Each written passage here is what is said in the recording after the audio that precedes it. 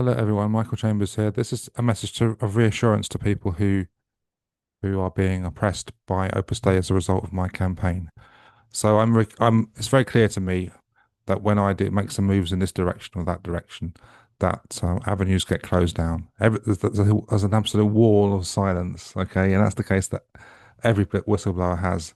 They actually they say something which is true, and which everybody says they can't deal with, and then they push further, and there's a wall of silence. Okay, so all the people behind the tables and desks and whatever can't do any more, and they know. And then what happens is the bad actors then start to machinate behind the scenes and get on the phone and sympathize. Oh God, is that guy just like can't give up? We're authorized by this. It's a fully accredited organization. We've got saints in the pipeline. All the media lovers and everything. So I can't understand why this guy's still going on. And. So just, obviously, if you ever need any help, then you just let us know what's going on and we can help you.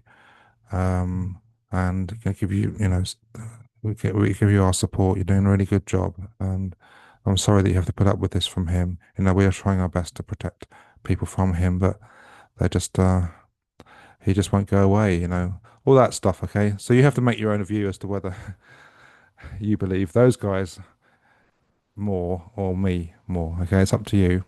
All right. Obviously, I have peace in my heart that I think I'm the good guys. And but anyway, but if I'm right and they're the bad guys and they're just expanding their empire, it's obviously getting more and more powerful beyond the church, isn't it?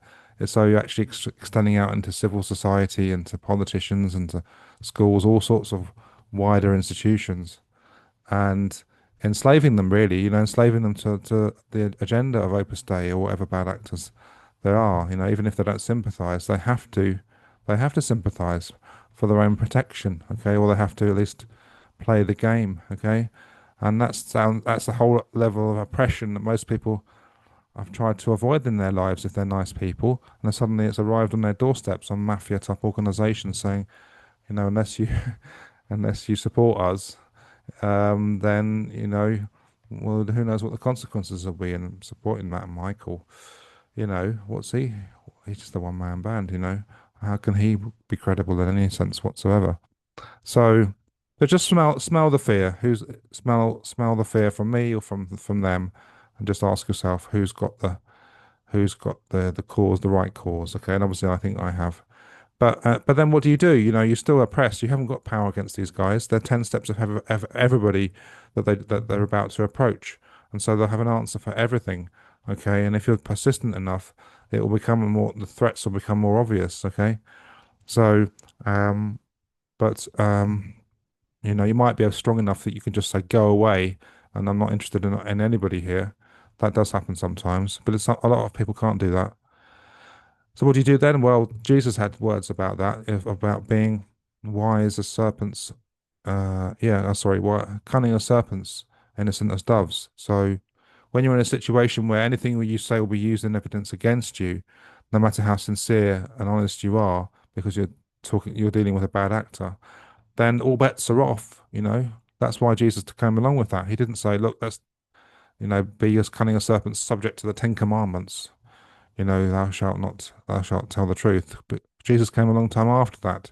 He was in a much more, he came along to make the whole practice of Christianity much more based on conscience and personal responsibility, not, being a slave to a set of rules which are necessary for that time in the history of Israel, because the chosen people, Israel, had strayed so far from worshipping the true God. So that was a special dispensation that Jesus completed when he died on the cross. But anyway, so that's the whole point. You don't have to. You can basically, and the bottom line is, if you're dealing with bad actors, then you can lie, you can cheat, you can do anything. Okay, but number one, to protect yourself, and number two, to advance the cause of justice, and number three, to send them off in different directions. Okay, and it's completely okay because there's a battle going on here. And at the end of the day, if this organization, Opus Dei, whatever organization they team up with, end up controlling the whole world, what does it profit them? So what does it profit a man to gain the whole world and lose his soul? That's what Jesus said too.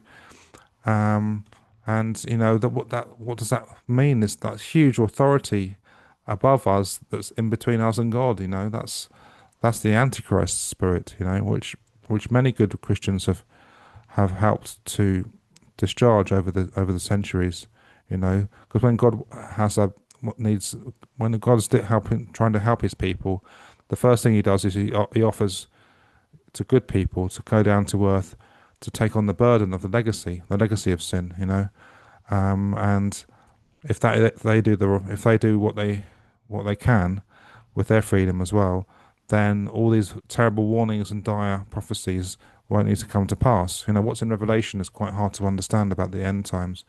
Is it, you know, is it a warning that we can avert if we're good, or is it something that's going to happen anyway? Is it something that goes inside one's hearts only?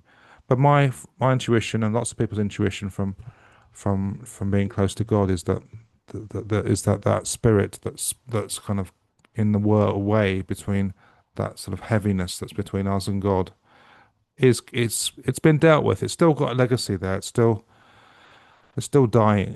It still has power while it dies, but its power source has been cut away. And the love of Jesus is in the world and it's spreading.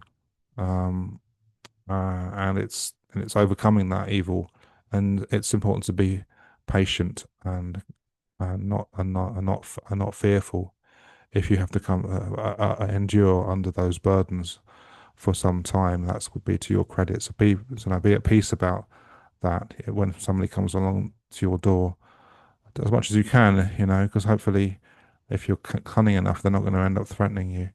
So I only wish I could help people who are in that situation more. But I have to do what I have to do at the moment to bring things into the light, and I don't know where that will lead. Court appearances, even prison. I don't know exactly, but I'm willing to. I'm not going to give anybody any assurances or undertakings whatsoever in any libel case or in any other way. If I'm even asked by somebody or any law firm to give an undertaking, my answer will be, you know, that's not what Christians do. I don't go around to my friends saying, "Will you give me an undertaking not to do this?" Are you a Christian or are you my friend? It doesn't matter. Well, we'll just have to get this out of the way first. We have to have an undertaking that you will stop. Oh, look, come on, let's get around the table and sort it out as friends. No, no, we can't even get on the phone to each other. We have to do it all by correspondence, and you have to, we'll give you an ultimatum. Otherwise, blah blah blah. So, um, you know, basically, there's people that they want to hide the truth. They want to extract undertakings to repress the truth, to take down the truth. And thank God we've got YouTube and Reddit and the American Constitution on our side. Otherwise, these bad actors would have had lawyers all over the shop, and I wouldn't be able to even get out this kind of video by now. Anyway, thank you so much for listening.